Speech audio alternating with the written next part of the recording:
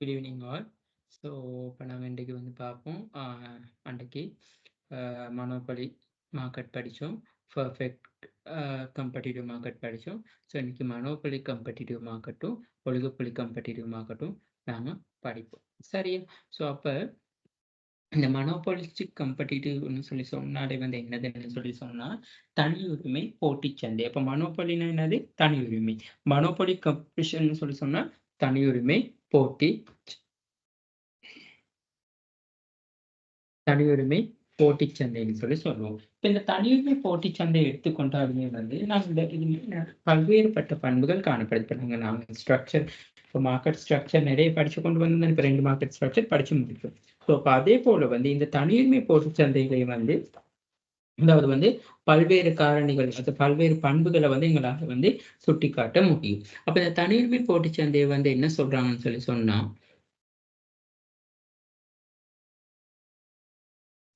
Okay. அதாவது வந்து தனியுரிமை போட்டிச் சந்தை என்ன சொல்றாங்கன்னு சொல்லி சொன்னா, முதலாவது வந்து பாருங்க சொல்றாங்க, அதிக அளவிலான அதாவது அதிக அளவிலான நிறுவனங்கள் காணப்படும். அடுத்த மெனி ஃப்ரேம்ஸ்ன்னு சொல்லி சொல்றது. அடுத்தது ஃப்ரீடம் ஆஃப் த என்ட்ரி. அதாவது ஃப்ரீடம் ஆஃப் த என்ட்ரின்னு சொல்லி சொன்னா, உட்செல்வதற்கு வந்து உள்நுழைறதுக்கு வந்து எந்த விதமான ஒரு தடையும் காணப்படாது. Each firm produce the differentiation product. அதாவது வந்து பல்வேறுபட்ட பொருட்கள். அதாவது வந்து ஒத்த தன்மையற்ற பொருட்கள்னு சொல்லி நாங்க சொல்லுவோம். அதுதான் டிஃபரன்ஷியேஷன் ப்ராடக்ட்ஸ்ன்னு சொல்லி சொல்றது. அதாவது அப்ப தனியுரிமை போட்டின்னு சொன்னா பேசிக்கா வந்து என்ன சொல்றாங்கன்னு சொல்லி ஞாபகம் வச்சுக்கொள்ளுங்க. ஒரு தொழில்ல வந்து உள்நுழைறதுக்கு தடையற்றதும், அதிக அளவு நிறுவனங்களை கொண்டதுமான ஒரு சந்தை அமைப்பை தான் தனியுரிமை போட்டிச் சந்தைன்னு சொல்லி சொல்லுவோம். பாருங்க, இப்ப இந்த தனியுரிமை போட்டிச் சந்தையில வந்து மெயினா இங்க சொல்லியிருக்கான் பாருங்க.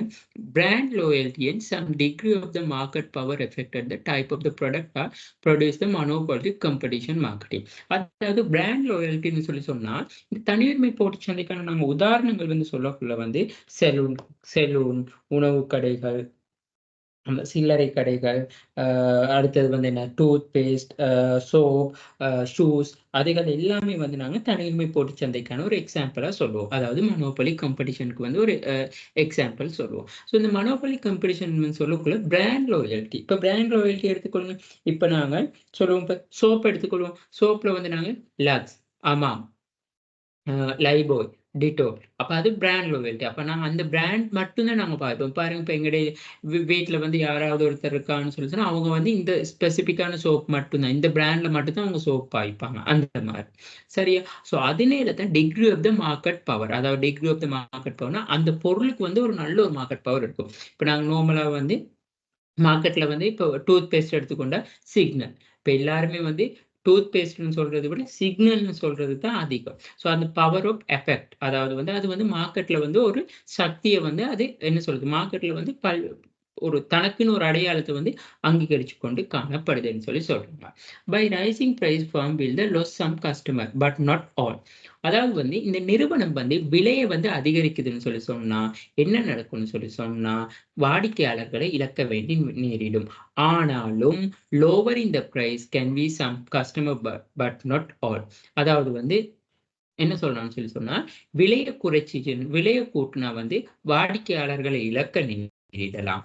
விலைய குறைச்சுச்சுன்னு சொன்னா வாடிக்கையாளர்களை அடைய நேரிடலாம். ஆனா அவங்க சொல்றாங்க பாருங்க, சம் கஸ்டமர் பட் நாட் ஆல்ன்னு சொல்லி சொல்றாங்க. இப்ப என்னத்தான் நாங்க விலைய கூட்டுனாலும் ஒரு பிரைஸ்ல வந்து இந்த பிராண்ட் லாயல்ட்டின்னு சொல்ற விஷயம் வந்து கஸ்டமருக்கு அந்த பொருள்ல நல்ல ஒரு குவாலிட்டின்னு அவர் ஐடென்டிஃபை பண்ணிக்கொள்றாரு. பிராண்ட் விஸ்வாஸ் தான் பிராண்ட் லாயல்ட்டின்னு சொல்லி சொல்றது. அவங்களுக்கு நல்ல ஒரு சர்வீஸ குடுக்குறோம். அப்படியான இருக்கிற சந்தர்ப்பத்தில என்னத்த நாங்க பிரைஸ இன்கிரீஸ் பண்ணாலும் வந்து கஸ்டமர் பேஸ் வந்து குறையாது.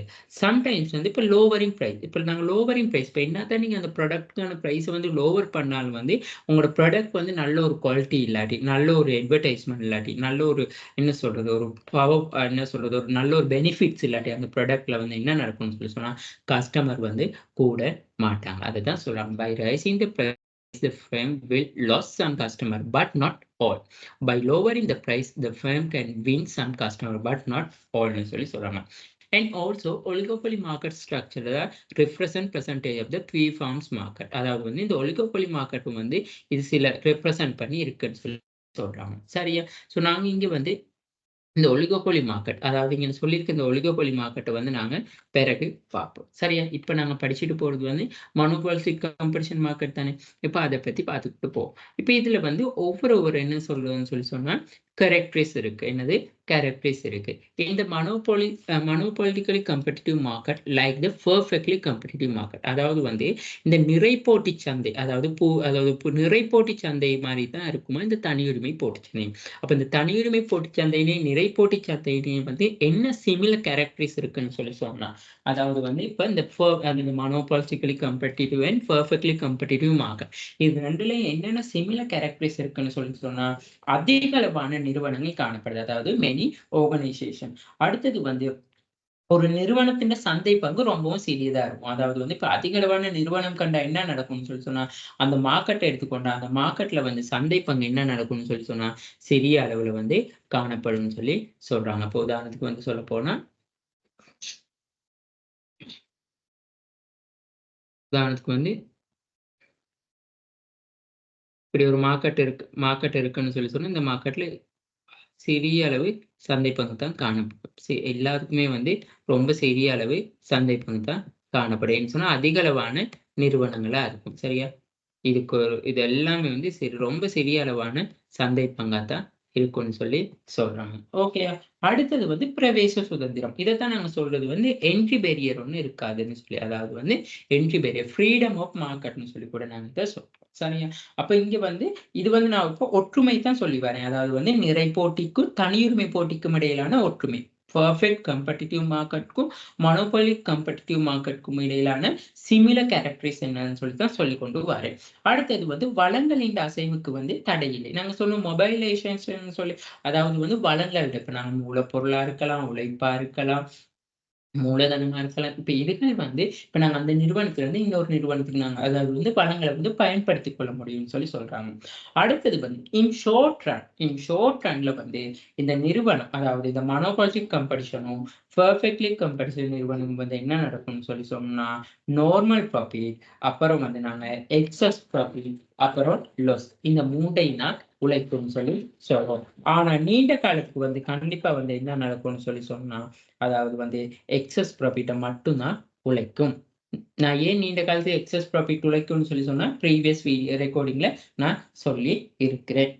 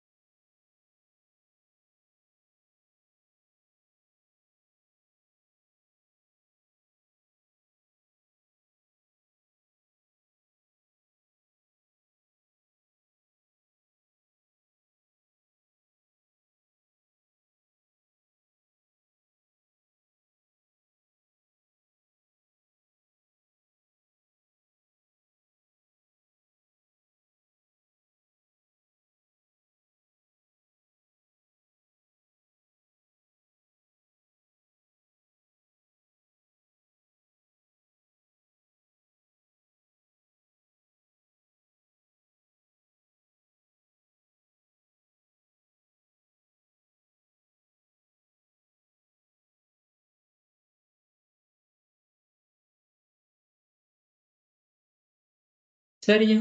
அடுத்தது வந்து என்ன சொல்றாங்கன்னு சொன்னா, இது இப்ப நாங்க சிமிலர் கேரக்டர்ஸ் பார்த்துட்டோம். சரியா? இங்க நான் ஏன் சிமிலர் கேரக்டர்ஸ் வந்துச்சுன்னு சொன்னா, இது 2மே வந்து அ பாருங்க, அ என்னதுன்னு சொன்னா, லைக் பெர்ஃபெக்ட், அதாவது வந்து monopoly competitive market like perfect competitive. It's statement agree or டிஸ்அக்ரின்னு சொல்லி கேட்டா நீங்க எஸ் எக்ரின்னு சொல்லி போட்டு இந்த பண்புகளை மட்டும் போட்டா ஓகே, சரியா? But the product the sale not homogeneous. இப்போ இங்க வேறுபடுத்தல் எங்க காணப்படுதுன்னு சொல்லி சொன்னா இந்த நிறுவனங்கள் உற்பத்தி செய்யற பொருட்கள் தான். பெர்ஃபெக்ட்லி கம்பெட்டிட்டிவ் மார்க்கெட் என்ன பொருள் உற்பத்தி செய்து? ஹோமோஜீனியஸ் ப்ராடக்ட், அதாவது ஒத்த தன்மை வாய்ந்த பொருட்களை. அப்ப ஆனா பெர்ஃபெக்ட்லி கம்பெட்டிட்டிவ் மார்க்கெட் வந்து தான் அதை ஒத்த தன்மை வாய்ந்த உருவாக்குது. இதே வந்து மனோபோலிக் கம்பெட்டிட்டிவ் மார்க்கெட் வந்து என்ன செய்யுதுன்னு சொன்னா வேறுபட்ட பொருட்கள் பாருங்க. It's not perfect substitute of the product of firm. The product form has certain features which make some bias and perfect produce the product from farm. For example, some us make proper Bata shoes to DSI. Some other make because it's a durability. Other may propose some other make a Bata shoes because they are attractive of the product. அப்ப பாருங்க, இந்த நாங்க ஏன் இந்த ஒத்த தன்மை வாய்ந்த பொருட்கள் இல்லாம போட்டித்தன்மை வாய்ந்த பொருட்கள் பயன்படுத்துறான்னு சொல்லி சொன்னா அது நன்மைகள். அதில் வந்து அந்த பொருட்களை பயன்படுத்துறதுக்கு வந்து நுகர்வோர் வந்து பழக்கப்பட்டிருப்பாங்க.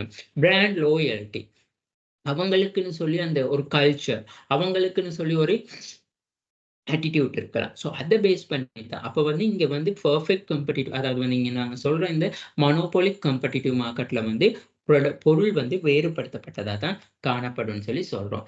Unlike the perfect competition or monopolistically competitive market that promote their sales through the various marketing strategy. இப்ப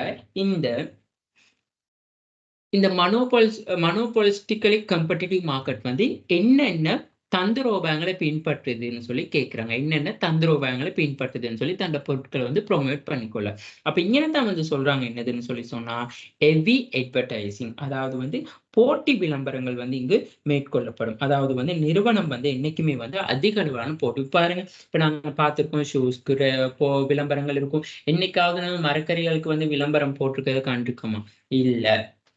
ஆனா இந்த ஷூக்கு இந்த என்ன சொல்றது ட்ரெஸ், அடுத்தது கிரீம் ஐட்டம், சோப் ஐட்டம், இந்த மாதிரியான எல்லா சேலூன்ஸ், ஷாப், சாப்பாடு கடைகள், இந்த மாதிரி எல்லாத்துக்குமே வந்து என்ன நடக்குன்னா விளம்பரங்கள் வந்து அதிக அளவுல காணப்படும் சொல்லி சொல்றாங்க. அதுதான் சொல்றாங்க the make through the exercise may not be easy to perfectly competitive market because the different of new firm which the new brand to make the prices failed of the market. அப்ப புதிய ஒரு பொருளோட சந்தைக்கு அறிமுகப்படுத்துறதுனாலும் அதாவது அதி கடுமையான ஒரு போட்டி விளம்பரம் ஒண்ணு காணப்படும் சொல்லி சொல்றாங்க.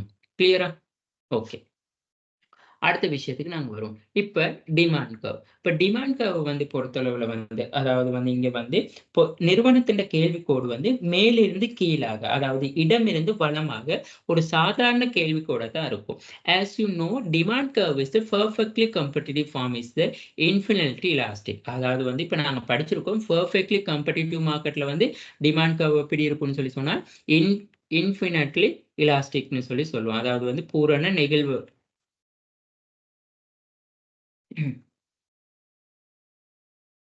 அதாவது வந்து இங்க என்ன நடக்கும்னு சொல்லி சொன்னா நாங்க இந்த நிலைப்போட்டி நிறுவனத்துல வந்து கேள்விக்கோடு வந்து நாங்க படிச்சிருப்போம் வந்து அதாவது வந்து பூரண அல்லது முடிவிலி கேள்வி நிகழ்ச்சியை கொண்டிருப்போம். ஆனா இங்க வந்து அது பூரண முடிவிலி அல்லது கேள்வி நிகழ்ச்சின்னு சொல்லி சொன்னா இந்த ஷேப்ல இருக்கும். இதெல்லாம் நான் நேத்து விளங்கப்படுத்தின விஷயங்கள், சரியா? இந்த டைப்ல இருக்கும். ஆனா இங்க சொல்லியிருக்காங்க பாருங்க, but the demand curve is faced by the monopoly competitor, the downward sloping in the case of monopoly. அதாவது downward sloping சொல்லி சொன்னா மேலிருந்து கீழ் நோக்கியதாக காணப்படும். அப்படி இல்லாட்டி இந்த மேலிருந்து கீழ் நோக்கியதாக காணப்படும் சொல்லி சொல்லுவோம். அப்படி இல்லாட்டி இடமிருந்து வலமாக, அதாவது வந்து லெஃப்ட் டு ரைட்டா இருக்கும்னு சொல்லி சொல்லுவாங்க. Because each firm has some market power. அப்ப ஏன் அது அப்படி இருக்குதுன்னு சொல்லி சொன்னா ஒவ்வொரு நிறுவனமும் வந்து தங்களுக்குன்னு ஒரு சந்தை சக்தியை வந்து கொண்டு காணப்படுது. அதாவது வந்து product of the each firm in the market not the identical. அதாவது வந்து அங்க என்ன சொல்றாங்கன்னு சொல்லி சொன்னா each firm is a market, it's not the identical. This give the firm some leverage of deciding the price. அதாவது வந்து பொருட்கள் என்னத்தான் வேறுபடுத்தப்பட்ட பொருட்கள், அது பிரைஸா இருக்கலாம், குவாலிட்டியிலேயா இருக்கலாம், அதுல சேர்க்கிற இன்கிரீடியன்ஸா இருக்கலாம், அதுகள்ல தான் சேஞ்சஸ் கொண்டு வராங்க. The frame is on the position of the rise, the price slightly without losing many out of the customer. However, it's depend of the price elasticity of the demand for its product. But some of this customer you may turn some other closer substitute of. Similarly, the firm can attract the new customer if they reduce the price and little, but not the entire market. அதாவது என்ன சொல்றாங்கன்னு சொன்னா இப்ப இந்த நிறுவனத்தின் வந்து கேள்விக்கோடு, இந்த நிறுவனத்தின் வந்து கேள்விக்கோடு எப்படி இருக்கும்னு சொன்னா, இப்ப நாங்க படிச்சிருக்கோம் வந்து நெகிழ்ச்சி உடையதா தான் இருக்கும். இந்த நிறுவனத்தின் வந்து கேள்விக்கோடு எப்படி இருக்கும்னு சொன்னா எங்களுக்கு வந்து அதாவது வந்து இலாஸ்டிக், நெகிழ்ச்சி உடையதா இருக்கும். அதாவது நெகிழ்ச்சி உடைய கேள்விக்கோடுன்னு சொன்னா என்ன சொல்றாங்கன்னு சொன்னா 1 minute.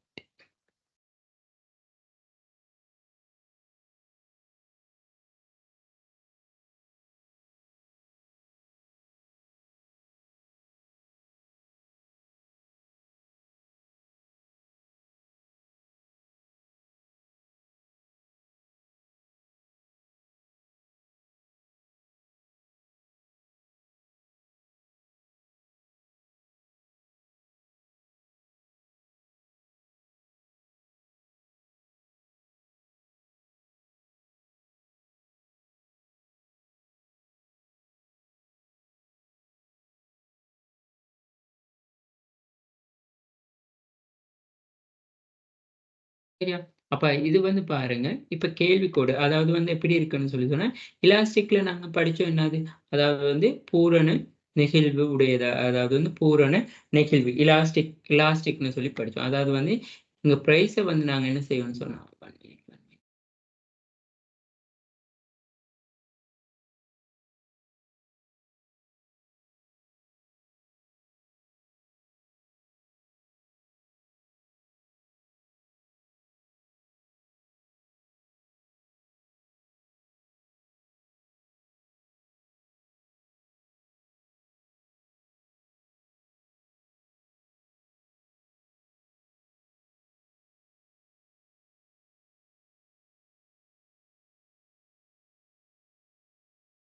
இங்க பாருங்க.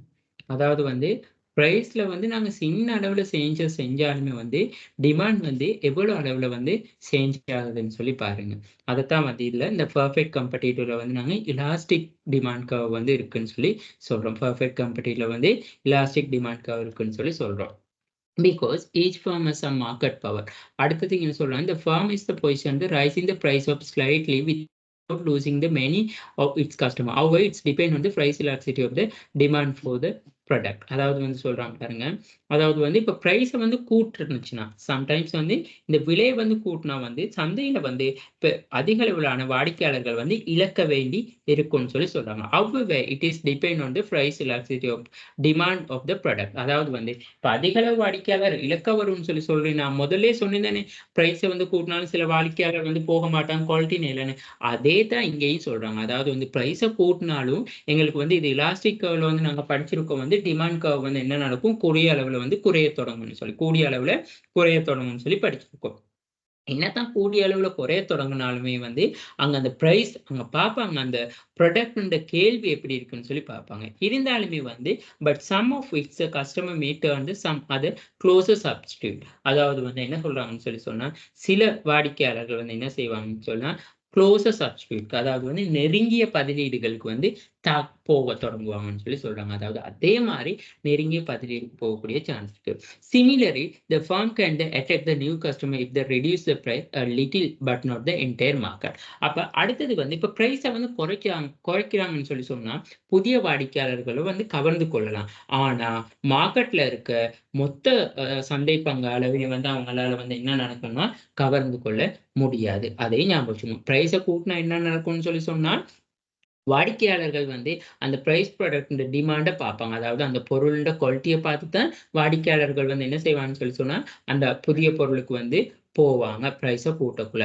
பட் பிரைஸ குறைச்சாலும் அப்ப போகக்குள்ளனாலும் கஸ்டமர்ஸ் வந்து பார்ப்பாங்க வந்து க்ளோஸ் சப்ஸ்டியூட் ப்ராடக்ட், அதாவது நெருங்கிய பூரண பதிலீடா இருந்தா அந்த பொருளை வந்து நுகர்வு செய்வாங்க. சரி சொன்னப்ப நாங்க படிச்சிருக்கோம் தானே, இந்த குவாலிட்டியிலே வந்து எங்களுக்கு அந்த ப்ராடக்ட் கிடைச்சா மட்டும் தான் நாங்க அந்த ப்ராடக்ட் போவோமே தவிர அப்படி இல்லாட்டி நாங்க போக மாட்டோம். ஆனா இப்ப நிறுவனம் வந்து விலையை குறைக்குதுன்னு சொன்னாலும் என்ன செய்வோம்னு சொன்னா நாங்க சம்டைம்ஸ் ஏதாவது பிரைஸ் குறைவா இருந்துச்சுன்னு சொன்னா நாங்க அந்த பொருளை வந்து நுகராம இருக்க மாட்டோமே, நுகர்வோம். ஆனா முழு அந்த மார்க்கெட்ல இருக்க எல்லாரும் வந்து அந்த பொருளை நுகருவாங்களான்னு சொன்னா இல்ல. சந்தையில வந்து முழு சந்தை பங்கையும் வந்து பெற்றுக்கொள்ள மாட்டாங்க. இந்த டிமாண்ட் கர்வ்ல வந்து அதைத்தான் சொல்றாங்க. சரியா? However, demand curve is monopoly competitor more elastic than the case of monopoly. அதாவது வந்து என்ன சொல்றாங்கன்னு சொன்னா, இந்த தனியுரிமையை விட தனியுரிமை போட்டிச் சந்தையில வந்து அதாவது இலாஸ்டிக் வந்து அதாவது இலாஸ்டிக்ன்னு சொன்னா நெகிழ்ச்சி உடையதா இருக்கும். ஆனா இந்த தனியுரிமை சந்தையில வந்து நெகிழ்ச்சி அற்றதா காணப்படும். அடுத்தது மனோபலி. அடுத்தது throws the not perfectly elastic. அதாவது வந்து பாருங்க, நாட் பெர்ஃபெக்ட்லி எலாஸ்டிக்கா இருக்கும்னு சொல்லி சொல்றாங்க. It is more elastic compare to the monopoly because they are a close substitute product by the other firm in the market. அதாவது வந்து ஏன் சொல்றாங்கன்னு சொன்னா, இப்ப மனோபலியில வந்து நாங்க சொன்ன என்னது ஒரு பொருள் தான் இருக்கும். அதாவது சந்தை நிறுவனம் வந்து இங்க ஒன்றா தான் காணப்படும்னு சொல்லியிருக்கோம். சந்தையும் நிறுவனமும். அப்ப அங்க வந்து என்னது க்ளோஸ் சப்ஸ்டிட்யூட் வந்து காணப்படாது. அப்ப க்ளோஸ் சப்ஸ்டிட்யூட் வந்து காணப்படாட்டி வந்து அங்க என்ன நடக்கும்னு சொன்னா, அது இன்எலாஸ்டிக்கா தான் இருக்கும். அதாவது இன்எலாஸ்டிக் நாங்க என்ன சொன்னோம், பிரைஸ் வந்து கூட்டுனாலும் வந்து கேள்வித் தொகையில வந்து பெரிய அளவு மாற்றம் ஏற்படாது. அப்படி பிரைஸ கூட்டுனாலோ குறைச்சாலோ. ஆனா இந்த மோனோபோலி கம்பெனில வந்து பிரைஸ கூட்டுனாலோ குறைச்சாலோ வந்து கேள்வித் தொகையில வந்து மாற்றம் ஒண்ணு ஏற்படும்னு சொல்லி நாங்க சொல்றோம். கிளியரா? சரி. இப்ப வந்து பாருங்க, இப்ப இந்த இந்த மோனோபோலி காம்படிட்டிவ் மார்க்கெட்ல வந்து டிமாண்ட் கர்வ் எப்படி இருக்கும்னு சொன்னா, இந்த ஷேப் டிமாண்ட் கர்வ் வந்து நீங்க வரையணும். பாருங்க MRD. அதாவது டி வந்து நாங்க சொல்லுவோம் டி சமன் ஏஆர்னு சொல்லுவோம். எம்ஆர்னு சொன்னா என்னது? Marginal revenue. இந்த டிமாண்ட் கர்வ் டவுன்வர்ட் ஸ்லோப்பிங்கான காரணம் என்னன்னா, மோர் எலாஸ்டிக் தென் மோனோபோலி. தனியுரிமையை விட தனியுரிமை போட்டிச் சந்தையில வந்து நெகிழ்ச்சி வந்து கூடுதலா இருக்கும். But not the perfectly elastic. ஆனா பெர்ஃபெக்ட்லி எலாஸ்டிக்கை விட நெகிழ்ச்சி கூடுதலா இருக்காதுன்னு சொல்றாங்க. சரியா? Price and marginal revenue. Price and marginal revenue கீழ வந்து quantity. MR curve is always below the demand curve. அதாவது MR curve என்ன சொல்றாங்கன்னு சொன்னா, என்னைக்குமே வந்து இந்த டிமாண்ட் கர்வோட அதாவது வந்து கேள்வி இந்த அதாவது வந்து நாங்க சொல்லுவோம் MR சமன் ARன்னு சொல்லுவோம். சராசரி வருமானத்தை விட மார்ஜினல் ரெவென்யூ எல்லை வருமானம் வந்து என்ன நடக்கும்னா குறைவா இருக்கும்னு சொல்லலாம். அப்படி இல்லாட்டி எல்லை வருமானத்தை விட சராசரி வருமானம் வந்து என்னைக்கும் கூடுதலையா தான் இருக்கும்னு சொல்லி நாங்க சொல்லுவோம். சரியா? சோ அதுக்காக வந்து தான் ஓகே. சரியா?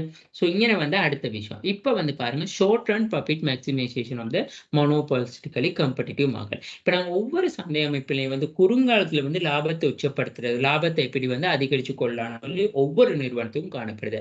அதே போல தான் இந்த மோனோபோலிஸ்டிகலி காம்படிட்டிவ் ஃப்ரேம்லயும் வந்து என்ன நடக்குதுன்னு சொன்னா, ஷார்ட் ரன் ப்ராஃபிட் மேக்ஸிமைசேஷன்ங்கிற சொல்ற விஷயம் வந்து இடம்பெறுது. இந்த short run it is the similar to the monopoly. அதாவது வந்து என்னது?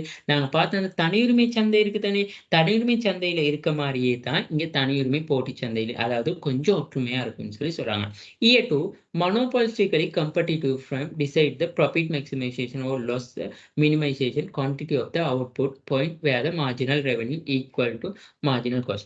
MR சமன் MCR இருக்கக்குள்ள தான் வந்து அந்த நிறுவனம் தீர்மானிக்கும் வந்து எங்களுக்கு இந்த நிறுவனத்துல வந்து ப்ராஃபிட்டா லாஸான்னு சொல்லி. சரியா? இப்ப இங்க பாருங்க.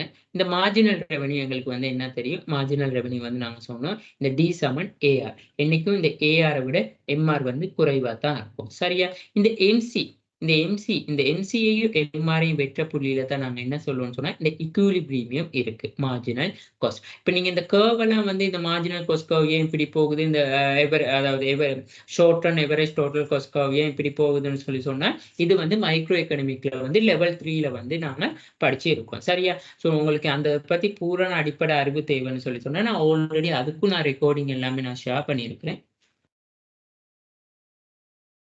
ரெக்கார்டிங் வந்து நான் ஷேர் பண்ணியிருக்கிறேன். அந்த ரெக்கார்டிங்க வந்து நீங்க கிளியரா கேட்டுக்கொள்ளலாம். சோ அதாவது அது பேப்பரோட டிஸ்கஷன் பண்ணி நான் ரெக்கார்டிங் போட்டிருக்கேன். இந்த எவரேஜ் டோட்டல் காஸ்ட்னா என்னது? மார்ஜினல் காஸ்ட்ன்னு சொன்னா என்னதுன்னு சொல்லி. சரியா? அப்ப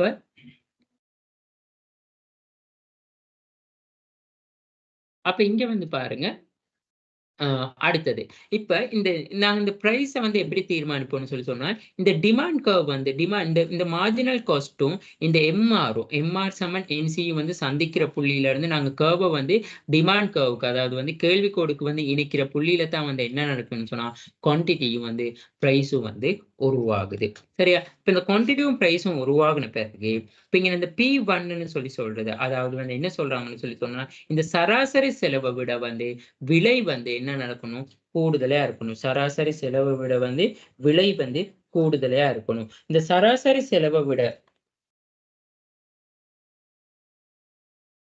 அதாவது வந்து சராசரி செலவை விட வந்து சராசரி செலவை விட வந்து விலை வந்து என்னைக்குமே வந்து என்ன நடக்கணும்னு சொன்னா அ ச சராசரி செலவை விட விலை கூடுதலா இருந்தா, அந்த நிறுவனம் வந்து ப்ராஃபிட் வந்து ஏர்ன் பண்ணும். அப்ப நிறுவனம் வந்து சந்தையில தொடர்ந்து இருக்கும். இந்த சராசரி செலவை விட விலை வந்து குறைவா இருந்துச்சுன்னு சொன்னா, அந்த நிறுவனம் வந்து என்ன நடக்கும்னு சொன்னா, ஷட் டவுன் ஆகிரும். அப்ப அந்த இப்ப நாங்க இங்கன வந்து பார்ப்போம் வந்து என்னதுன்னு சொன்னா, இந்த நிறுவனம் வந்து ப்ராஃபிட் லாபத்த வந்து உழைக்கிறது எங்கனன்னு சொல்லி பார்ப்போம்.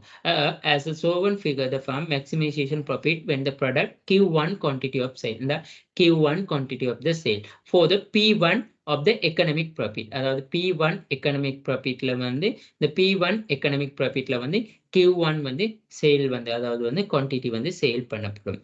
ரூபீஸ் அதாவது P1 விலையில வந்து இப்ப P1 விலையில வந்து எக்கனாமிக் ப்ராஃபிட் நாங்க எப்படி பார்க்கிறதுன்னு சொன்னா P1 minus P2 P1 minus P2ன்னு சொல்லி சொல்லுவோம். அதாவது வந்து என்ன சொல்றோம்னு சொன்னா இந்த P1 மைனஸ் P2ன்னு சொல்லி சொல்றோம். அதாவது வந்து இந்த சராசரி செலவை விட வந்து விலை வந்து எங்களுக்கு என்ன நடக்குதுன்னு சொன்னா கூடுதலையா இருக்கு. சராசரி செலவை விட வந்து விலை கூடுதலா இருக்கு. அப்ப அந்த சராசரி விலையை விட என்ன சொல்லுது? சராசரி இந்த சராசரி செலவை விட வந்து விலை கூடுதலையா இருக்கக்குள்ள என்ன நடக்குதுன்னு சொன்னா Q அதாவது Q1ன்னு சொல்லி சொன்னா இதோட கேள்வித்தொகை அளவு. அப்படி இல்லாட்டி டெல்டா P அதாவது இந்த விலைகளுக்கு இடையிலான மாற்றம் தர Q1. இப்போ உதாரணத்துக்கு விலைகளுக்கு இடையிலான மாற்றம் நாங்க 10ன்னு சொல்லுவோமே. இங்க குவான்டிட்டி 5ன்னு சொல்லுவோமே. 15, 50. அப்படி இல்லாட்டி இப்ப இங்க 10 இங்க 5ஆ இருக்கக்குள்ள 10க்கும் 5க்கும் இடையில டிஃபரண்ட் 5 தர இங்க 10 50. எப்படி பார்த்தாலும் வந்து ஒரே ஆன்சர் தான் வரும். That is equal to area ABCDI. ABCDI. இதுதான் வந்து என்னதுன்னா அந்த நிறுவனத்தின் வந்து ப்ராஃபிட்டா இருக்கும்னு சொல்லி சொல்றாங்க. Explain the monopoly.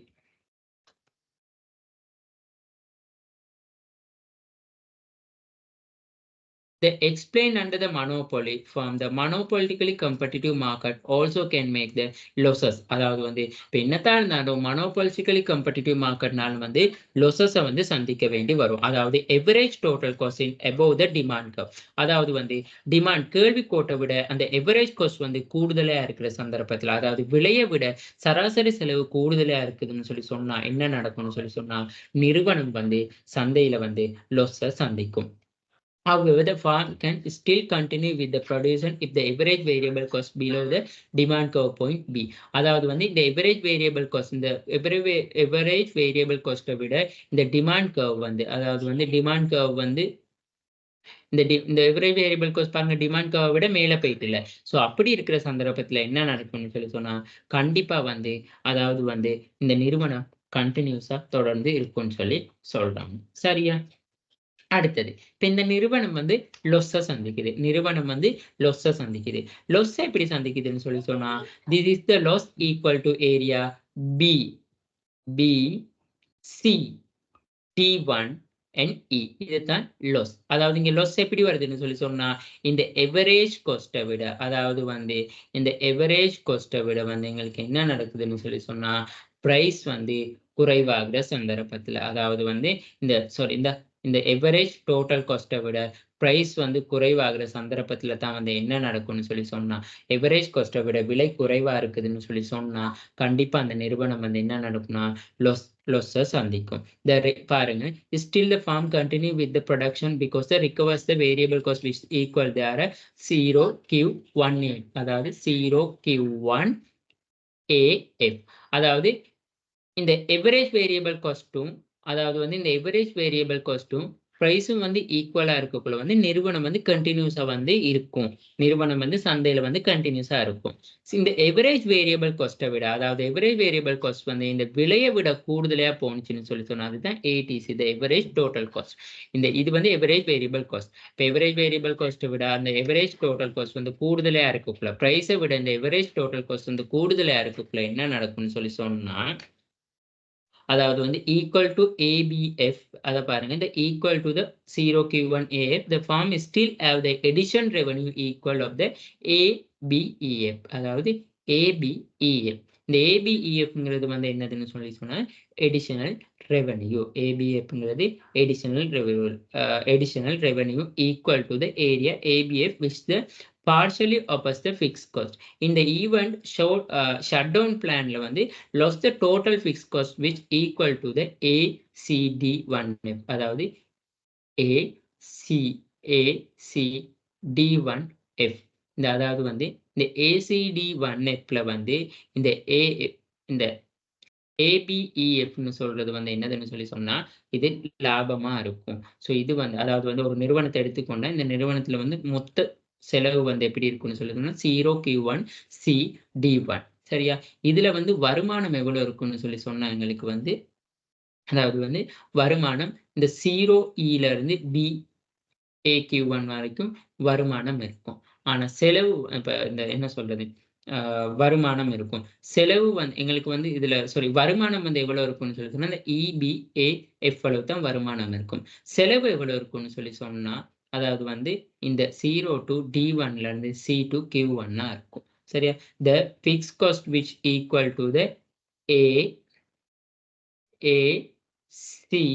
ACD1F. இதுதான் total fixed cost இருக்கும். So its case the firm has a bigger loss. அதாவது பெரிய அளவுல loss வந்து நீங்க சந்திக்கும்னு சொல்லி சொல்றாங்க. ஓகே. சரி. அடுத்தது வந்து இங்க என்ன சொல்றாங்கன்னா when the both அதாவது வந்து short run average total cost and short run average variable cost are situated above the demand curve, monopoly competitive firm as no alternative but the shutdown the plant. அதாவது வந்து என்ன செய்யணும்னு சொல்லி சொன்னா இந்த சராசரி நிலையான செலவும் சராசரி மாறும் செலவும் வந்து ரெண்டுமே வந்து இருக்கிற சந்தர்ப்பத்துல சராசரி நிலையான செலவும் சராசரி மாறும் செலவும் இந்த பாருங்க இந்த எவரேஜ் டோட்டல் காஸ்ட்னு சொல்லி சொன்னா சராசரி நிலையான செலவு, இந்த எவரேஜ் வேரியபிள் காஸ்ட்னா சராசரி மாறும் செலவு. இது ரெண்டும் அதாவது வந்து பிரைஸை விட இங்க கூடுதலா தான் இருக்கு. இப்படி இருக்கிற சந்தர்ப்பத்துல வந்து the monopoly competitive firm behave in the similar way to the monopoly. அதாவது the long run equilibrium such as the closer the equilibrium position perfect competition firm can enter the freely into the market. அதாவது வந்து இதுல வந்து என்ன சொல்றாங்கன்னு சொல்லி சொன்னா இந்த நிறுவனம் வந்து நீண்ட காலத்துல வந்து லாபத்தை தான் உழைக்கும்னு சொல்லி சொல்றாங்க. அதாவது நீண்ட காலத்துல வந்து இங்க என்ன நடக்கும்னு சொல்லி சொன்னா லாபத்தை தான் உழைக்கும்னு சொல்லி சொல்றாங்க. அதாவது லாபத்தை எப்படி உழைக்கும்னு சொல்லி சொன்னா இந்த எவரேஜ் வேரியபிள் காஸ்ட்டை விட அதாவது வந்து இந்த என்ன சொல்றதுன்னு சொல்லி சொன்னா எவரேஜ் வேரியபிள் காஸ்ட்டும் எவரேஜ் டோட்டல் காஸ்ட்டை விட குறைவா இருக்கும்னு சொல்லி சொல்றாங்க. சரி, அப்ப இதுவும் வந்து நாங்க வந்து ஒரே கதை தான். அதாவது வந்து இப்ப நிறுவனங்கள் வந்து அதிகளவான நிறுவனங்கள் இருக்கு. நிறுவனங்கள் அதிகளவா இருக்கக்குள்ள அந்த நிறுவனத்துல வந்து நாங்க லாபம் அதிகளவு உழைப்போம்னு சொல்லி அப்ப என்ன செய்யறாங்கன்னு சொல்லி சொன்னா நிறுவனங்கள்லாம் உள்புகுது. நிறுவனங்கள்லாம் உள்புகுந்தோன்னு வந்து நிரம்பல்கள் வந்து கூட தொடங்குது. சப்ளை வந்து கூடுது. சப்ளை கூட்டணும்னு என்ன செய்யணும்னா பிரைஸ் வந்து குறைஞ்சிரும். பிரைஸ் குறைஞ்சோன்னு வந்து அப்ப நிறுவனத்துல இருக்கவங்க என்ன செய்வாங்கன்னு சொல்லி சொன்னா ரெவன்யூ வருமானம் வந்து குறைவா தான் உழைக்க தொடங்குவாங்க. அப்ப குறைவா உழைக்க தொடங்கல வந்து அங்க என்ன நடக்கும்னு சொல்லி சொன்னா நார்மல் அதாவது வந்து இப்ப நாங்க சொல்றது என்னதுன்னு சொல்லி சொன்னா எக்ஸஸ் ப்ராஃபிட் அதுதான் சாதாரண லாபம். அதாவது வந்து நார்மல் ப்ராஃபிட்டை தான் ஏர்ன் பண்ணுவாங்க. அதாவது வருமானம் சமன் செலவுக்கா இருக்கும். அப்படி படிப்படியா இருக்கக்குள்ள நிறுவனங்கள் வந்து தொடர்ந்து தொழில ஈடுபட முடியாது. நாங்க ஈடுபட்டா நட்டத்தை அடைவோம்னு சொல்லி நிறுவனங்கள் வந்து சந்தையை விட்டு போகக்குள்ள வந்து திரும்ப என்ன நடக்கும்னு சொல்லி சொன்னா அதாவது வந்து சரியா? அப்ப நீண்ட காலத்துல வந்து என்ன நடக்கும்னு சொல்லி சொன்னா அந்த நிறுவனம் வந்து திரும்ப அப்ப நிறுவனங்கள்லாம் சந்தையை விட்டு வெளியேறின பிறகு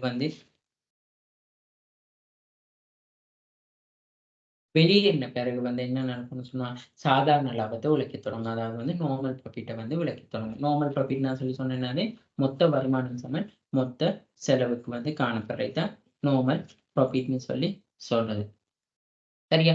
அது நீண்ட காலத்துக்கு வந்து காணப்படுறது. ஸோ இதுதான் வந்து இந்த மனோபலி காம்படிட்டிவ் அதாவது மனோபலி காம்படிட்டிவ்ல வந்து வர லாபம் எப்படி உழைக்கிறதுன்னு சொல்லி சொல்றது. சரியா? ஸோ இதை வந்து நாங்க வரைபடமா நான் உங்களுக்கு எகைன் விளங்கப்படுத்தி விட்டுறேன்.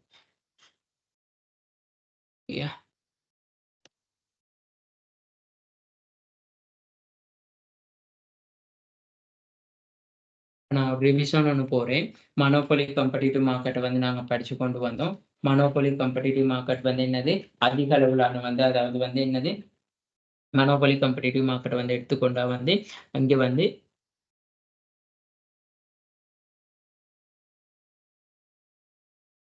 இது வந்து உண்மையான உலகில் வந்து அனைவருக்கும் வந்து எங்களுக்கு வந்து காணக்கூடிய ஒரு மார்க்கெட் தான் வந்து இந்த மனோபொலி காம்படிட்டிவ் மார்க்கெட்னு சொல்லி சொல்றாங்க. அதாவது மனோபொலி காம்படிட்டிவ் மார்க்கெட்னு சொல்லி சொன்னா இது வந்து ரியல் வேர்ல்ட் வந்து இண்டஸ்ட்ரி ஃபார்ம். இப்போ அதிக அளவு நிறுவனங்கள் வந்து என்ன செய்யுது, இந்த ரியல் வேர்ல்ட் இதைத்தான் வந்து நாங்கள் தனியுரிமை போட்டிச் சந்தைன்னு சொல்லி சொல்றோம். சரியா? இப்போ இந்த தனியுரிமை போட்டிச் சந்தை, இந்த மனோபொலி காம்படிட்டிவ் வந்து முதலா வந்து 1930ல வந்து ஆண்டில் எட்வர்ட் வெம்ப்லரின் என்ற ஒரு எக்கனாமிக் எக்கனாமிக் அறிஞர் தான் வந்து என்ன செஞ்சிருக்காருன்னு சொன்னா அதை முன் வச்சிருக்கிறாரு. அப்ப இந்த பண்புகள் நாங்க பார்த்தோம். அதிக அளவான, அதாவது மெனி நிறுவனங்கள், அதாவது அதிக அளவான நிறுவனங்கள் காணப்படும்.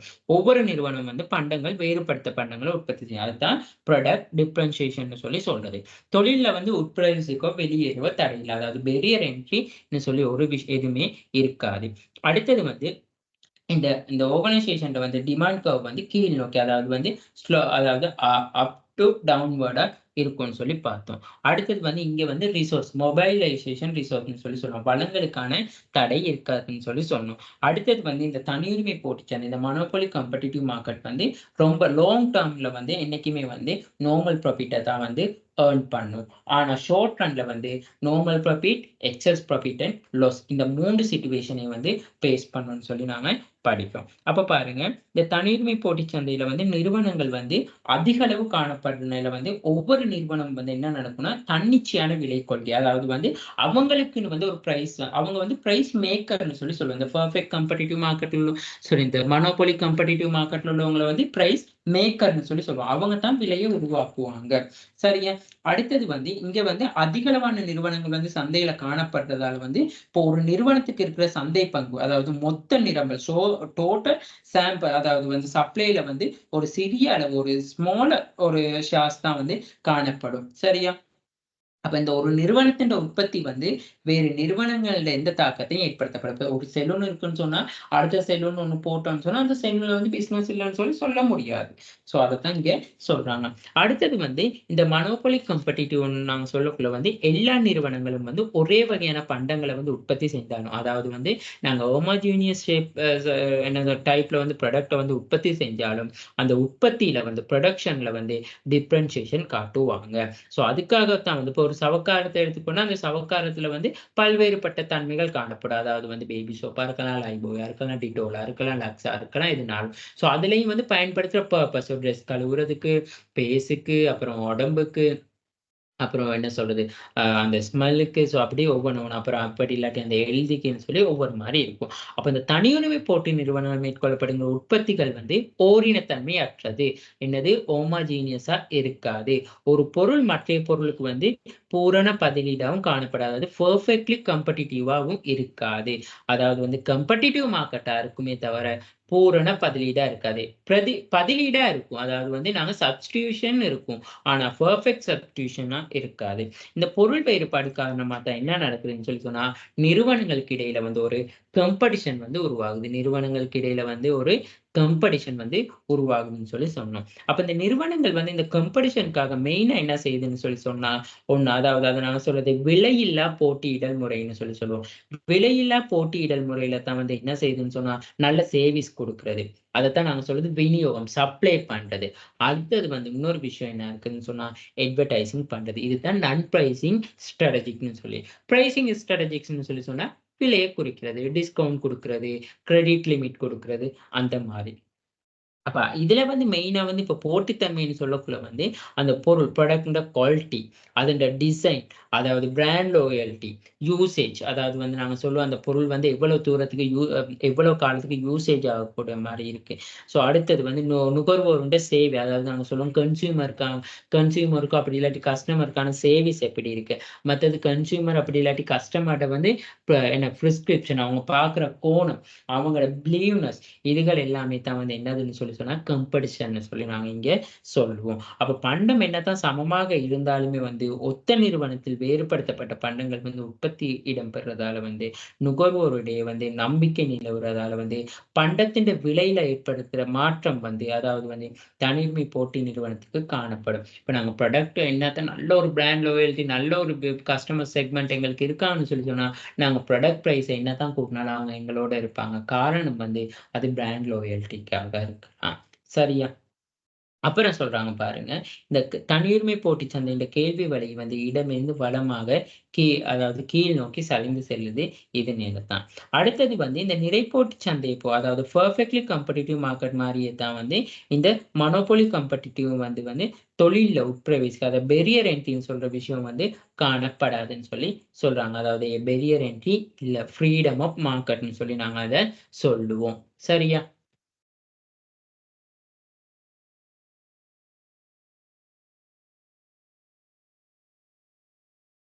நாங்க அத ஃப்ரீடம் ஆஃப் த மார்க்கெட்ன்னு சொல்லி சொல்லுவோம். அடுத்தது வந்து இங்க என்ன சொல்லலாம்ன்னு சொல்லி சொன்னா, இந்த பெர்ஃபெக்ட் காம்படிட்டிவ் வந்து ஷார்ட் ரன்ல வந்து நாங்க சொன்ன நார்மல் ப்ராஃபிட், எக்ஸஸ் ப்ராஃபிட், லாஸா இருக்கும். இப்ப இதனால தான் வந்து என்ன நடக்குன்னா, புதிய நிறுவனங்கள் வந்து உள்நுழையும். அதாவது வந்து புதிய நிறுவனங்கள் வந்து உள்நுழையும். நீண்ட காலத்துல வந்து நார்மல் ப்ராஃபிட்ட மட்டும் தான் உழைக்கும்னு சொல்லி நாங்க சொல்லுவோம்.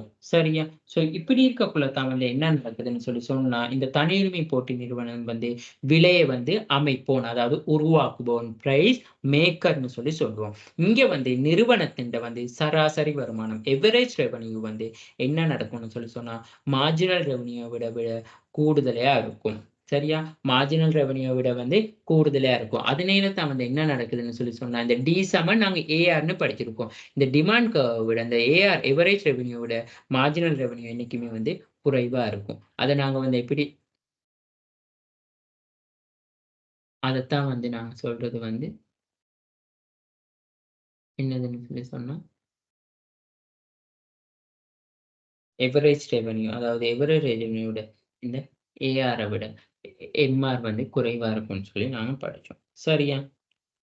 அடுத்தது வந்து, இப்ப இந்த நிறுவன இக்விலிபிரியம் அதாவது வந்து நிறுவன சமநிலையின் போது வந்து விலை வந்து இந்த பிரைஸ் வந்து எல்லை செலவை விட கூடுதலா இருக்கும். அதாவது நிறுவனம் இக்விலிபிரியம் இப்ப மார்க்கெட் வந்து இக்விலிபிரியம் இந்த மோனோபோலி காம்படிட்டிவ் மார்க்கெட் வந்து இக்விலிபிரியம்ல வந்து என்ன நடக்கும்னு சொல்லி சொன்னா, அதாவது வந்து பிரைஸ விட வந்து மார்ஜினல் காஸ்ட் வந்து என்ன நடக்கும்னு சொல்லி சொன்னா, குறைவா இருக்கும். அப்படி இல்லாட்டி இந்த மார்ஜினல் காஸ்ட்ட விட பிரைஸ் வந்து என்ன நடக்கும்னு சொல்லி சொன்னா கூடுதலையா இருக்கும்னு சொல்லி நாம சொல்லுவோம். சரியா? ஸோ அடுத்தது விஷயம் வந்து என்ன சொல்றான்னு சொல்லி சொன்னா, இப்ப இங்க வந்து இந்த நிறுவனம் வந்து ஷார்ட் ரன்ல வந்து ப்ராஃபிட்ட வந்து ஏர்ன் பண்ணாலும், அதாவது வந்து இது லாஸையும் சந்திக்குதுன்னு சொல்லி சொல்லுவோம். சரியா? லாஸையும் சந்திக்குது. அப்ப இங்க வந்து நாங்க ப்ராஃபிட் மேக்ஸிமைசேஷன் பார்க்கிறதுக்கான முதலாவது வந்து என்னது நிபந்தனை?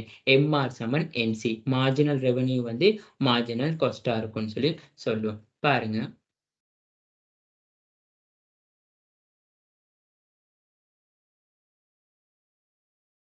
சரியா? இப்ப மார்ஜினல் ரெவென்யூ விட மார்ஜினல் காஸ்ட். அப்ப அந்த மார்ஜினல் ரெவென்யூ, மார்ஜினல் காஸ்ட்டா இருக்கக்குள்ள, ஒரு நிறுவனம் ப்ராஃபிட்ட ஏர்ன் பண்ணணும்னு சொல்லி சொன்னா, ப்ராஃபிட்ட வந்து மேக்ஸிமைசேஷன் பண்ணிக்கொள்ளணும்னு சொல்லி சொன்னா, மோனோபோலி காம்படிஷன்ல வந்து எவரேஜ் வேரியபிள் காஸ்ட்ட விட பிரைஸ் வந்து என்னைக்கு வந்து கூடுதலா இருந்தா, அது வந்து தொடர்ச்சியா கன்டினியூஸா அந்த ஆர்கனைசேஷன் வந்து போய்க்கொண்டு இருக்கும். அதாவது வந்து நாங்க அத வந்து காட்டுவோம். சரி. நான் இப்ப இதுல இன்னொரு விஷயம் சொல்லியிருந்தேன் என்னது? இதுண்ட வந்து இது வந்து இலாஸ்டிசிட்டியா இருக்கும். அதாவது இலாஸ்டிசிட்டியா இருக்கும். பாருங்க. இப்ப இலாஸ்டிசிட்டியா இருக்குன்னு சொல்லி சொன்னா, பிரைஸ்ல வந்து சின்ன ஒரு சேஞ்ச் கொண்டு வந்தாலும், டிமாண்ட்ல வந்து என்ன நடக்கும்னு சொல்லி சொன்னா, பெரிய அளவு வந்து தாக்கத்த வந்து செலுத்தும்னு சொல்லி நாம படிச்சு இருக்கோம். சரியா?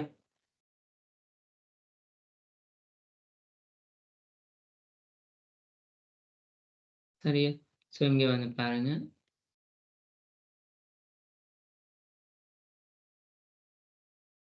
ஓகே.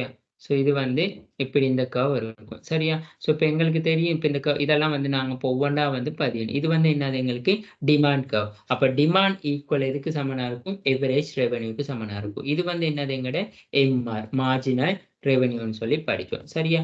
அடுத்தது வந்து பாருங்க பிரைஸ் அண்ட் காஸ்ட். அப்ப இது என்னது எங்களுக்கு பிரைஸ் பிரைஸ் அண்ட் காஸ்ட். சரியா? Price and cost. இது வந்து எங்களுக்கு வந்து 0 இருக்கும். இது வந்து 0 இருக்கும். இப்ப வந்து இதுல வந்து நாங்க என்ன சொல்றோம்னு சொல்லி சொன்னா, இந்த எல்லை செலவு கோடு வந்து இந்த மார்ஜினல் ரெவென்யூ வந்து சந்திக்கிற புள்ளியில தான் வந்து நாங்க என்ன செய்வோம்னு சொல்லி சொன்னா, அதாவது வந்து குவான்டிட்டி வந்து அங்கன உருவாகும். சரியா? குவான்டிட்டி. இப்ப இந்த குவான்டிட்டி வந்து உருவாகக்குள்ள வந்து இந்த நாங்க இப்ப பிரைஸ வந்து தேடிக்கொண்டு போகக்குள்ள, இந்த டிமாண்ட் கர்வ் வந்து எங்கன டச் பண்ணுதோ, அதுதான் அந்த நிறுவனத்தின்ட வந்து பிரைஸா இருக்கும். டிமாண்ட் கர்வ எங்கன டச் பண்ணுதோ அந்த குவான்டிட்டி வந்து இதுதான் பிரைஸ். பியா இருக்கும். இது வந்து என்னது அப்ப எங்களோட எம்சி கர்வா இருக்கும். இந்த எம்ஆரும் எம்சியும் சந்திக்கிற புள்ளியை தான் நாங்க என்ன செய்வோம் சொன்னா ஈக்குவிலிபிரியம் சொல்லி நாங்க சொல்லுவோம். சரியா? இப்ப அடுத்தது வந்து எவரேஜ் காஸ்ட். இப்ப எவரேஜ் காஸ்ட் வந்து எப்படி இருக்கும்? Average variable cost. Average variable cost. இப்ப எவரேஜ் வேரியபிள் காஸ்ட் எப்படி இருக்கும்னு சொல்லி சொன்னா, அதாவது வந்து இந்த இந்த புள்ளி 2 சந்திக்குது தானே. இந்த புள்ளி 2 சந்திக்கிறதோட வந்து நாங்க இத வந்து இந்த இதுல இந்த ஷேப்ல போடுவோம். சரியா? இந்த ஷேப்ல போடக்குள்ள வந்து எங்களுக்கு நல்ல ஞாபகம் வச்சுக்கொள்ளுங்க. அதாவது வந்து இங்கன இந்த பிரைஸ் வந்து இந்த இங்கன வந்து உருவாகுது. சரியா? இந்த பிரைஸ் இங்கன உருவாகுது. இப்ப வந்து உங்களுக்கு நல்ல ஞாபகம் வச்சுக்கொள்ளுங்க. அதாவது வந்து சரியா? சோ இத வந்து நான் இத வந்து இத வந்து இந்த இந்த சரி. இப்ப இங்க வந்து பாருங்க. இப்ப நான் இங்க சொல்லியிருக்கோம் என்னதுன்னு சொல்லி சொன்னா, அதாவது வந்து பிரைஸ விட பிரைஸ விட வந்து என்ன நடக்குதுன்னு சொல்லி சொன்னா, இங்க வந்து பிரைஸ விட வந்து இந்த எவரேஜ் ரெவென்யூ காஸ்ட் வந்து எங்களுக்கு வந்து என்ன நடக்குதுன்னு சொல்லி சொன்னா, கூடுதல் அதாவது வந்து குறைவா இருக்கு. பாருங்க, இங்க பிரைஸ் இந்த P1 விட எவரேஜ் காஸ்ட் வந்து என்ன நடக்குதுன்னு சொல்லி சொன்னா, குறைவா இருக்கு. அப்படி இல்லாட்டி இந்த எவரேஜ் காஸ்ட்ட விட பிரைஸ் வந்து கூடுதலா இருக்கு. சரியா? ஸோ கூடுதலா இருக்கக்குள்ள வந்து இது வந்து எங்களுக்கு P1 இருக்கும். சரியா? இது P1 இருக்கும். சரியா? இத வந்து நாங்க போட்டுக்கொள்வோம். Cன்னு சொல்லி. இத வந்து நாங்க இத வந்து நாங்க Aன்னு சொல்லி நாங்க போட்டுக்கொள்வோம். சரியா? ஸோ இத நாங்க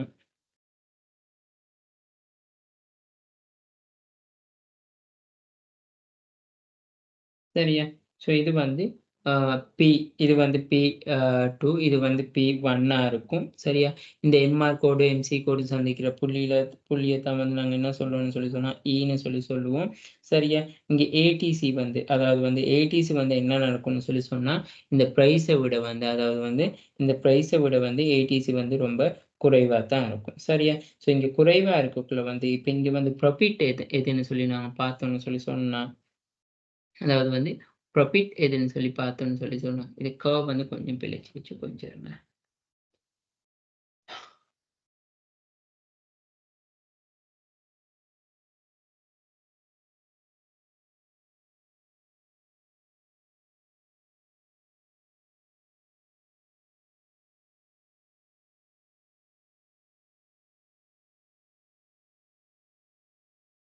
சரியா? பாருங்க சொன்னேன். பிரைஸ் அதாவது வந்து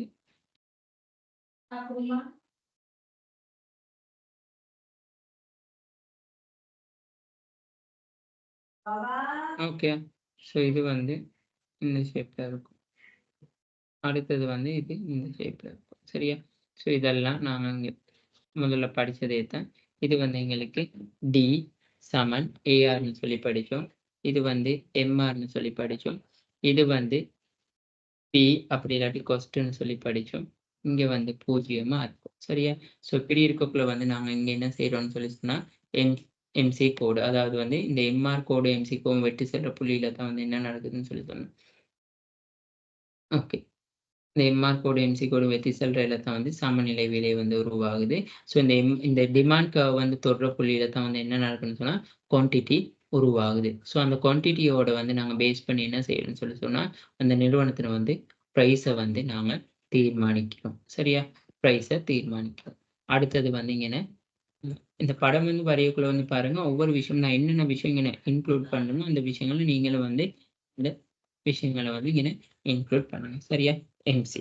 இப்படி இருக்கக்குள்ள வந்து, இப்ப இது வந்து பிரைஸ் வந்து நாங்க சொல்லுவோம். இது வந்து எங்களுக்கு இந்த எம்ஆர் கோடு, எம்சி கோடு சந்திக்கிறது வந்து நாங்க அத P1ன்னு சொல்லி நாங்க அத எடுப்போம். அதாவது வந்து P1ன்னு சொல்லி நாங்க அத எடுப்போம். சரியா? ஸோ இப்படி இருக்கக்குள்ள வந்து இந்த அதாவது வந்து இங்க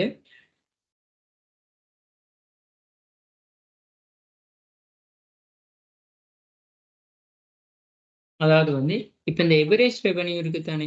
இந்த எவரேஜ் ரெவென்யூன்னு சொல்லி சொல்ற விஷயம் வந்து எப்படி இருக்குன்னு சொல்லி சொன்னா, அதாவது வந்து இந்த P2வ விட அதாவது வந்து இந்த இப்ப நாங்க இங்க இந்த விலை வந்து இப்ப இந்த P2வ விட வந்து குறைவா இருக்குது. அதாவது வந்து எவரேஜ் ரெவென்யூ வந்து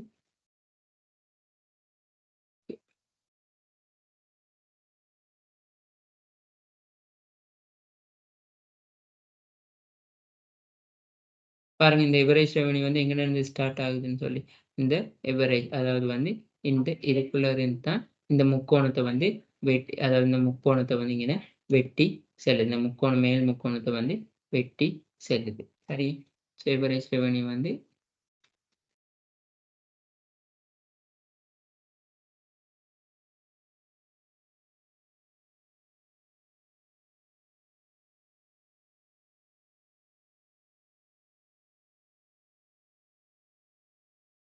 சரியா? ஸோ இங்கன வந்து அந்த ஷேப்ல வந்து போகும். சரியா? ஸோ இந்த கோடு வந்து இந்த ஷேப்ல இங்கன இந்த ஷேப்ல வந்தா இப்படி வந்து இது போகும். சரியா?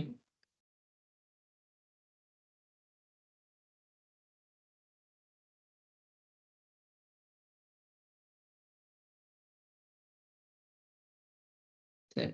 இது வந்து எங்கட என்னது? Average revenue. அதாவது வந்து எவரேஜ் டோட்டல் காஸ்ட்ன்னு சொல்லி சொல்றோம்.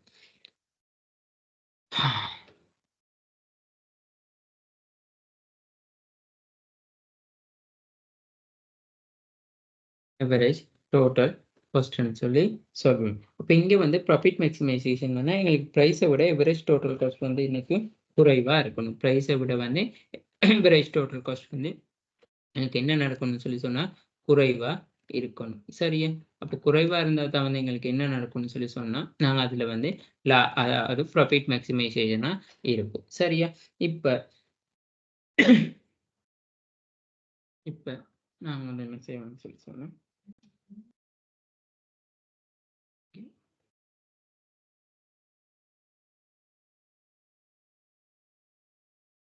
1 மினிட்.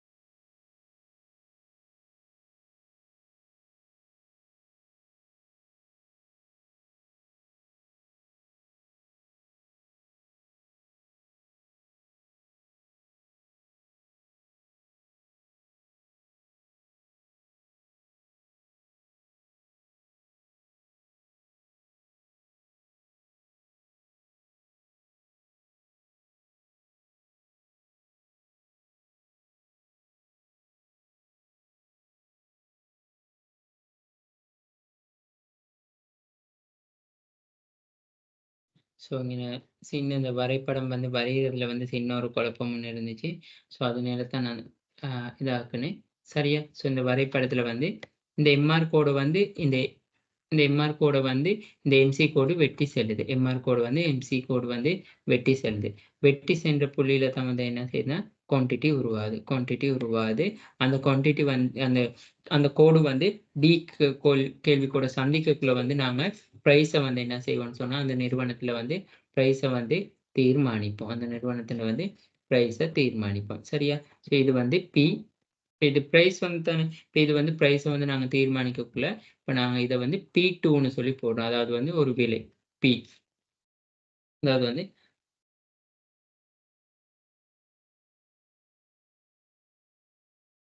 சரியா? இப்ப இது வந்து என்னது எங்கட எம்சி கர்வ். சரியா? MC curve. இது வந்து எங்களுக்கு E. இது வந்து P அல்லது C. இது வந்து எங்களுக்கு 0. சரியா? இப்ப எவரேஜ் ரெவென்யூ காஸ்ட். அதாவது வந்து இப்ப நாங்க இதுல வந்து ப்ராஃபிட் மேக்ஸிமைசேஷன் தானே பார்க்கணும். அதாவது ப்ராஃபிட் மேக்ஸிமைசேஷன் பார்க்கணும்னு சொல்லி சொன்னா, எங்களுக்கு என்ன நடக்கணும்னு சொல்லி சொன்னா, எவரேஜ் காஸ்ட் கர்வ் வந்து என்ன நடக்கணும்னு சொல்லி சொன்னா, பிரைஸ விட வந்து குறைவா இருக்கணும். இதுதான் எவரேஜ். அதாவது ஏடிசின்னு சொல்லி நாம இத சொல்லுவோம். ஏடிசின்னு சொல்லி சொல்லுவோம். சரியா? இந்த ஏடிசி இப்படி இருக்கக்குள்ள வந்து, இப்ப இங்க வார இந்த விலை பாருங்க. இந்த விலை வந்து என்ன நடக்குதுன்னு சொல்லி சொன்னா, அதாவது இந்த ஏடிசி கோட்ல வந்து அதாவது வந்து இந்த ஏடிசி கோட் வந்து இந்த பிரைஸ் 1 வந்து தொடுது. சரியா? இப்ப பாருங்க, இந்த P2ன்னு சொல்லி சொல்ற விலை. அதாவது இந்த P2ன்னு சொல்ற விலை வந்து என்ன நடக்குதுன்னு சொல்லி சொன்னா, இந்த ஏடிசி விடைய வந்து கூடுதலையா இருக்கு. ஏடிசி விடைய வந்து பி இந்த P1ங்கிற P2 விலன் சொல்றது வந்து கூடுதலையா இருக்கு. ஸோ கூடுதலா இருக்கக்குள்ள அதாவது வந்து Pய விட ஏடிசி. சரியா? அப்ப இந்த பிரைஸ் வந்து கூடுதலையா இருக்கு. இப்படி கூடுதலையா இருக்கக்குள்ள வந்து, இப்ப இங்க இருக்க இந்த புள்ளி இது வந்து நாங்க ஏன்னு சொல்லி வைப்போம். சரியா? இந்த ஏஇ P1, P2 தான் வந்து என்னதா இருக்கும்? இந்த நிறுவனத்தின்ட புராஃபிட்டா இருக்கும். சரியா? அப்ப இந்த நிறுவனத்தின்ட வந்து டோட்டல் ரெவென்யூன்னு சொல்லி சொன்னா, டோட்டல் ரெவென்யூ வந்து சொல்லி சொன்னா எப்படி இருக்கும்னு சொல்லி சொன்னா, P2ல இருந்து P2 A 0 இது வந்து Q1 சரியா? Q1 இதுதான் டோட்டல் ரெவென்யூவா இருக்கும். இது வந்து Q1ன்னு சொல்லி போட்டுக்கங்க. Total revenue. இப்ப இந்த டோட்டல் காஸ்ட் வந்து எப்படி இருக்கும்னு சொல்லி சொன்னா, டோட்டல் காஸ்ட் ஈக்குவல் வந்து 0 P12 சரியா? இது வந்து இந்த இது ஏன்னா இது இங்க பி சரியா? ஸோ இங்க வந்து நாங்க இது பியும் போட்டுக்கொள்வோம். இப்ப இதெல்லாம் வந்து நாங்க வந்து ஏன் இப்ப ஏபி போடணும்னு சொல்லி சொன்னா, இது வந்து நாங்க இப்ப எங்களுக்கு கணக்க வந்து காட்டுறதுக்காக. சரியா? ஏபிஇ சரியா?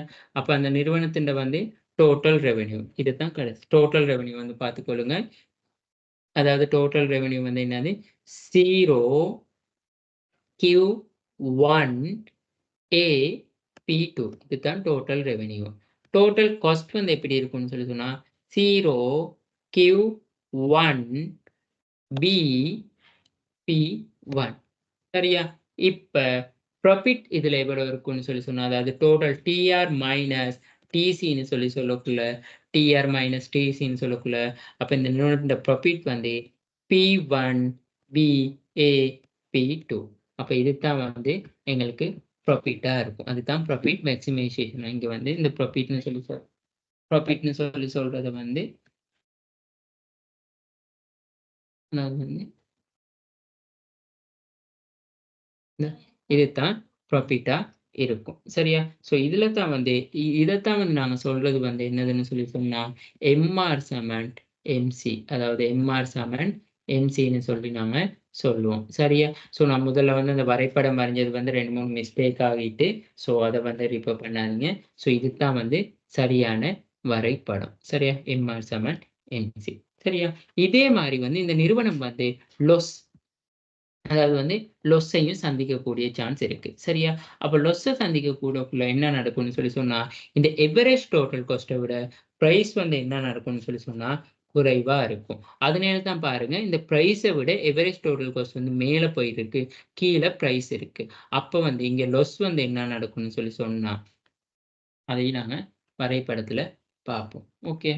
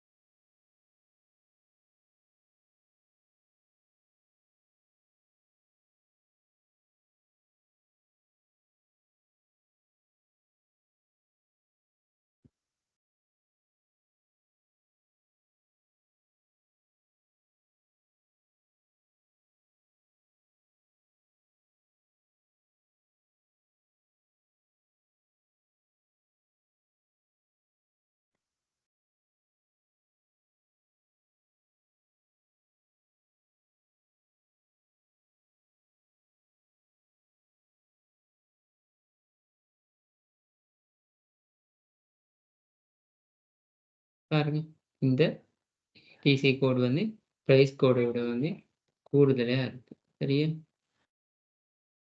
என்ன நடக்குதுன்னா ஏடிசி கோடு வந்து கூடுதலா இருக்கு. சரியா? கூடுதலா இருக்கக்குள்ள வந்து இந்த சந்திக்கிற புள்ளி இந்த சந்திக்கிற புள்ளியத்தான் நாம வந்து இங்க குறிச்சு காட்டுவோம். சரியா?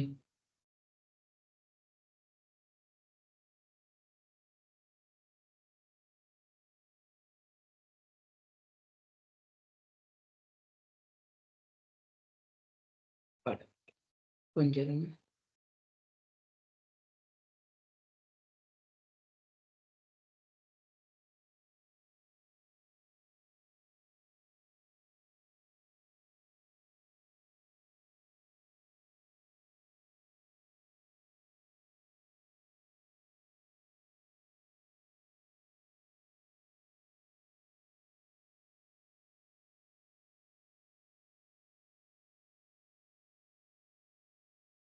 எங்கட P1 இருக்கும். இதுதான் எங்கட P1 இருக்கும். சரியா?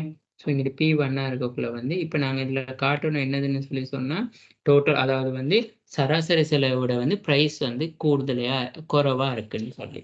அப்ப நாங்க இங்க வந்து என்ன செய்வோம்னு சொல்லி சொன்னோம்.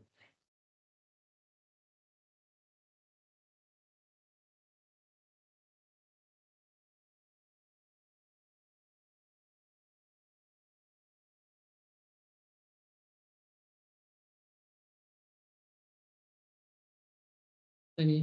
இ- இதுதான் சராசரி செலவு ஏடிசின்னு சொல்லி சொல்லுவோம். இது வந்து எம்சி, இது வந்து ஏடிசியா இருக்கும். சரியா? இந்த எம்சி இந்த ஏடிசின்னு சொல்லி சொல்றதுக்குள்ள இங்க வர இந்த கோடு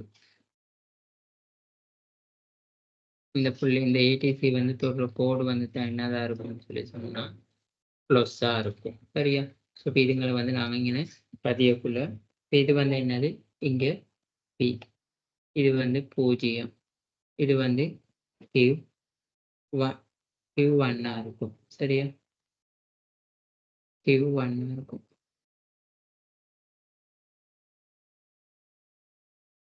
சரியா? இது வந்து ஈக்குவிலிபிரிமியமா இருக்கும். சரியா? இது இங்கே ஈக்குவிலிபிரிமியமா இருக்கும். இது எம்சி கோடா இருக்கும். சரியா? ஸோ இங்கே வந்து இருக்கு. இது வந்து என்னது எங்களுக்கு வந்து ஆரம்பத்துல வந்து P1. சரியா? P1 ஆகும். P1 வந்து Q வருது. சரியா? இதை வந்து இப்போ நாங்கள் இந்த ஈக்குவிலிபிரிமியம் போடுறதுனால நாங்கள் இது வந்து P0.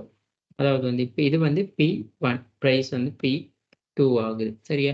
இந்த பிரைஸ் வந்து விலை கூட்டக்குள்ள இந்த எவரேஜ் டோட்டல் காஸ்ட் வந்து என்ன நடக்குதுன்னு சொன்னா இந்த பிரைஸை விட அதாவது விலையை விட கூடுதலையா இருக்கு. அப்ப நிறுவனம் வந்து சராசரி மாறும் செலவு வந்து என்ன நடக்குதுன்னு சொன்னா அதால வந்து தீர்த்து கொள்ள முடியாது. அதாவது சராசரி மாறும் செலவு வந்து சமாளித்து கொள்ள முடியாது. அதனால இந்த P2 அதாவது வந்து இது P நாங்க வேணா இங்க வந்து A, Bன்னு சொல்லி கூட நீங்க போட்டுக்கொள்ளலாம். சரியா? ஸோ இந்த பகுதி